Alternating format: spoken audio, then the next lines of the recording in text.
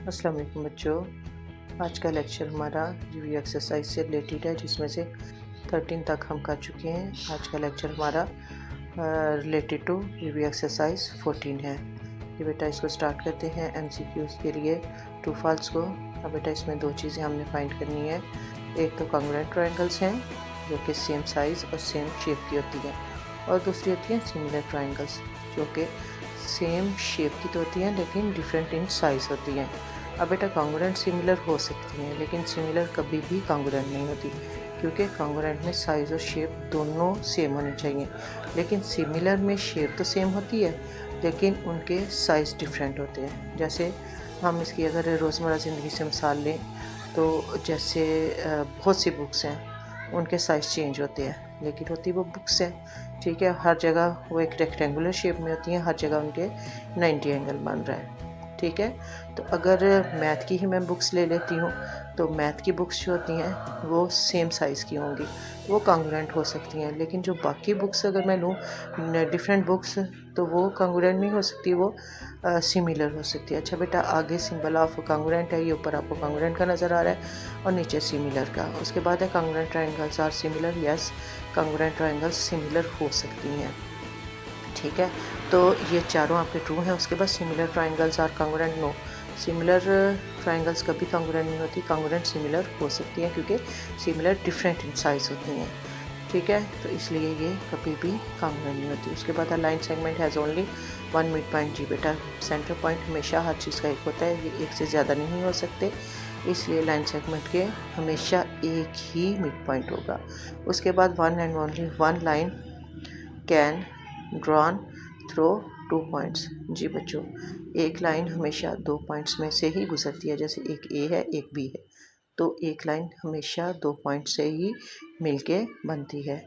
उसके बाद है proportion is non equality of two ratios. जी बेटा, वो नॉन इक्वलिटी नहीं होती, प्रोपोर्शन का मतलब ही इक्वलिटी है, जो कि दो रेशियो के सेंटर में अगर इक्वल साइन लगा दिया जाए तो ये इक्वलिटी होगी, ये कभी भी नॉन इक्वलिटी नहीं होगी। उसके बाद है रेशियो हैज़ नो यूनिट। तो जी बच्चों, रेशियो का कोई यूनिट नहीं होता, जिसके साथ भी हम इस पर काम करेंगे इसका वही यूनिट होगा। अगर हम मीटर में देखेंगे तो दोनों मीटर होगा, क्योंकि अलाइक क्वांटिटीज़ हमने लेनी है। अच्छा बेटा, आगे डेफिनेशंस है तो इसको 1 बाय 1 मार्क करते हैं। पहला है ratio between two alike quantities, मतलब एक जैसी क्वांटिटीज़, उसको हम कहते हैं ए रेशियो बी और ए ओवर बी, मतलब जो रेशियो होता है ना वो डिवाइड का साइन होता है। अब यहाँ पे बेटा ए और बी जो होते हैं वो इसके एलिमेंट हैं इस रेशियो के। उसके बाद बेटा प्रोपोर्शन है, तो प्रोपोर्शन जो होती है एक इक्वलिटी होती है दो रेशियो के सेंटर में। जैसे ए रेशियो बी है, इक्वल लगा देंगे तो सी रेशियो डी लिख देंगे, तो ये जो इक्वल है ये इसका प्रोपोर्शन है। अब देखते हैं कॉन्ग्रुएंट। तो जी बेटा, दो ट्रायंगल्स जो होती हैं वो कॉन्ग्रुएंट होती हैं, सिंबल है कॉन्ग्रुएंट का। अगर उनकी जितनी भी साइड्स हैं या एंगल्स हैं वो सारे के सारे अगर इक्वल होंगे तो वो दोनों की दोनों ट्रायंगल्स जो हैं इक्वल होंगे, मतलब साइड्स और एंगल्स। अब जैसे नीचे वाली एंगल देखें ट्रायंगल्स में, अब ट्रायंगल्स हैं ए बी सी डी और ई एफ, ठीक है, ए बी सी और डी ई एफ। जैसे ए बी है, ए सी है और बी सी, इसी तरह से जैसे ए बी जो है डी ई के, बी सी जो है ई एफ के और ए सी जो है डी एफ के कॉन्ग्रुएंट है। इसी तरह एंगल ए, एंगल डी के, एंगल बी, एंगल ई के, एंगल सी, एंगल एफ के कॉन्ग्रुएंट है। यानी कि all sides and all angles are congruent, मतलब सेम साइज़ और सेम शेप में। अच्छा, अब लास्ट है सिमिलर ट्रायंगल्स। तो बेटा इसकी क्या होता है, ये इक्वल होती हैं, कॉरस्पॉन्डिंग साइड जो होती हैं वो प्रोपोर्शन होती हैं। तो इसमें हमने ये नहीं देखना कि सेम साइज़, ओके, एंगल्स जो होते हैं वो इक्वल होते हैं और इनकी साइड्स प्रोपोर्शनल होती हैं। तो ये हो जाएगा हमारा सिमिलर ट्रायंगल्स। जी, अब हम क्या करते हैं, इसको करने के बाद हम अब सॉल्यूशन क्वेश्चंस की तरफ आते हैं। तो पहला सॉल्यूशन क्वेश्चन देखें। इसमें बेटा क्वेश्चन है, in triangle L M N shown in the figure M N parallel to P Q. जी बेटा, यहाँ पे ये दो लाइंस जो हैं ये दोनों आपस में पैरेलल हैं। अब इसमें उन्होंने ये पैरेलल का साइन देख लें। अब मेजरमेंट दी हुई है, इसमें एल एम की मेजरमेंट है, एल पी की मेजरमेंट है, एल क्यू की मेजरमेंट है, एल एन हमने फाइंड करना है। मैंने अकॉर्डिंग टू मेजरमेंट इसमें सारी वैल्यूज़ को पुट कर दिया। अब बेटा आप साइड पे चाहे इसका डाटा बना दो, चाहे आप नीचे डाटा बना दो, तो इसके अकॉर्डिंग हमने वैल्यू लिख ली है। अब बच्चों इसका प्रोपोर्शन लगाते हैं, तो प्रोपोर्शन मैंने कैसे लिखा है अब देखें ध्यान से।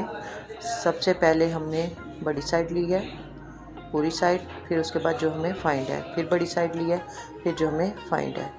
तो अब इन दोनों चीज़ों को हमने लिख के इसकी जितनी भी वैल्यूज़ हैं वो हमने इसमें वैल्यू को पुट कर दिया है।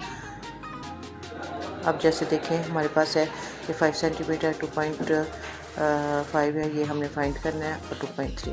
तो चले अब इसको लिख लेते हैं और उसके बाद क्रॉस में मल्टीप्लाई कर लेते हैं। अब 5 को 2.3 से मल्टीप्लाई करेंगे और 2.5 को ln से मल्टीप्लाई करेंगे। अब हमने ये दोनों क्रॉस में मल्टीप्लाई कर ली हैं। अब बेटा ध्यान से देखें, इन दोनों को मल्टीप्लाई करके इधर लिख लिया।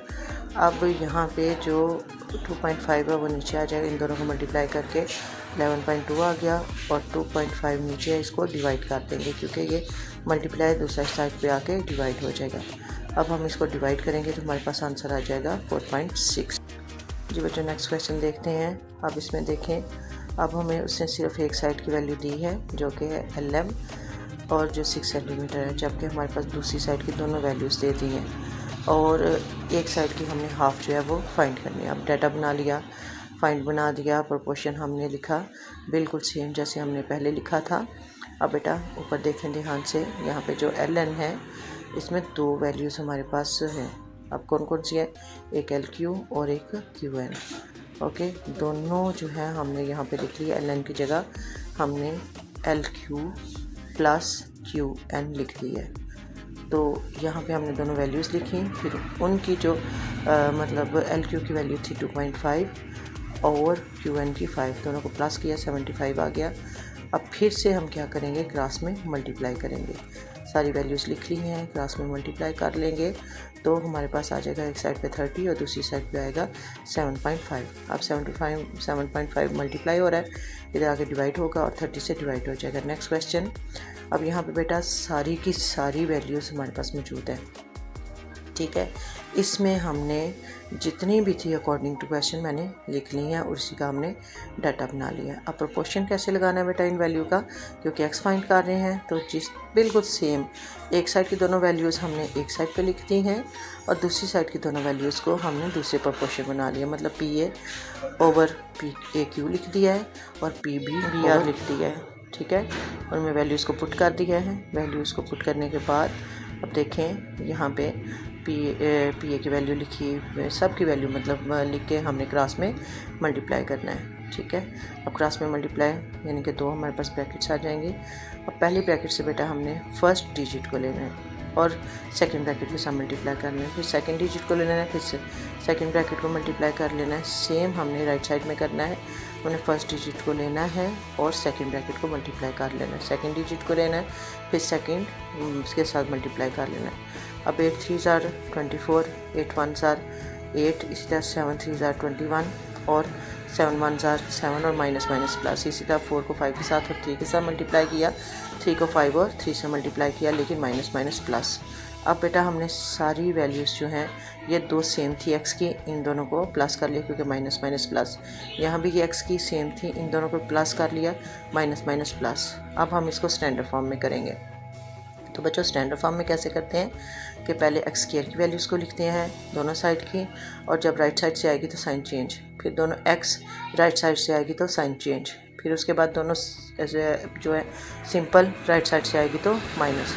अब इन दोनों को प्लस माइनस कर लेंगे, प्लस माइनस करने के बाद हम इसकी पेयरिंग करते हैं। अब बेटा हमारे पास आ गया है 4x², 2x, और अब बेटा फर्स्ट कोफिशिएंट को लास्ट वाले से मल्टीप्लाई करते हैं तो हमारे पास 8 आ गया। मल्टीप्लाई करने से 8 आए और माइनस करने से 2 आए, क्योंकि बेटा 2 हमारे पास माइनस माइनस हैं तो माइनस हमेशा नेक्स्ट को चेंज करता है, तो हमारे पास एक माइनस का और दूसरा प्लस का हमारे पास साइन होना चाहिए ताकि मल्टीप्लाई करके 8 आए। 4 2s are 8।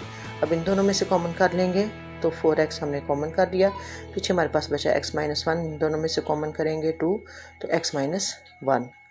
अब बच्चों दो ब्रैकेट्स हमारे पास आ चुकी हैं।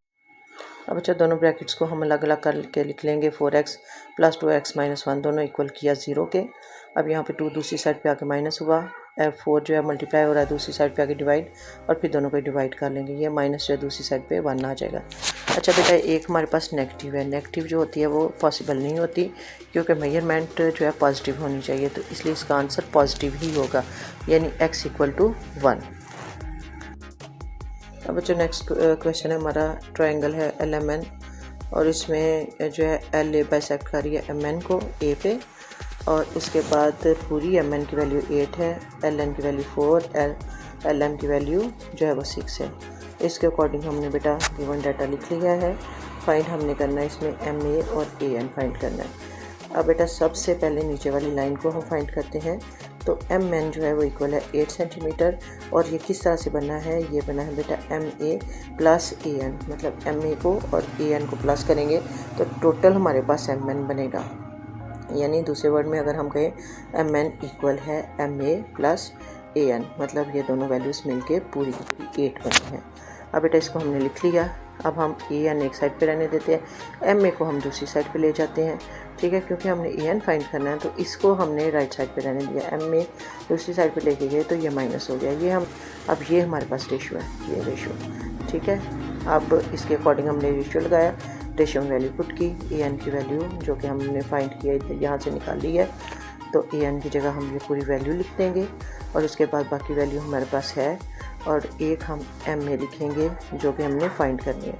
और बेटा क्रॉस में मल्टीप्लाई करेंगे दोनों साइड्स को, तो 6 को हम अंदर वाली के साथ मल्टीप्लाई करते हैं, और 4 को हम MA के साथ मल्टीप्लाई करते हैं। तो यहाँ पे बेटा 48 - 6 और इंटू MA, अब दोनों साइड पे MA है तो इसको नीचे ले आते हैं, और बेटा दूसरी साइड की जो हमारे पास वैल्यू है, अब ये दोनों को हमने करना है प्लस या माइनस जो भी होगा। अब ये तो हमारे पास 6 इधर आके प्लस होगी, और दूसरी हमारे पास ऑलरेडी प्लस है, तो इन दोनों को हम कर लेते हैं प्लस, तो प्लस किया तो हमारे पास 10 आ गया, 10 डिवाइड हो जाएगा तो 4.8 हमारे पास MA की वैल्यू आ जाएगी। अब बेटा MA की तो वैल्यू आ गई, अब हम दूसरी वैल्यू फाइंड करते हैं, तो AN की वैल्यू फाइंड करेंगे, तो ये जो हमने टेम्परेरी वैल्यू निकाली थी उसमें हमने MA की वैल्यू को पुट किया, तो दोनों को माइनस किया, तो हमारे पास इसका आंसर आ गया 3.2। तो ये AN की वैल्यू मतलब दोनों वैल्यू से हमें फाइंड हो गई। यहाँ पे एक वैल्यू जो फर्स्ट वाली है वो 4.8, दूसरी 3.2।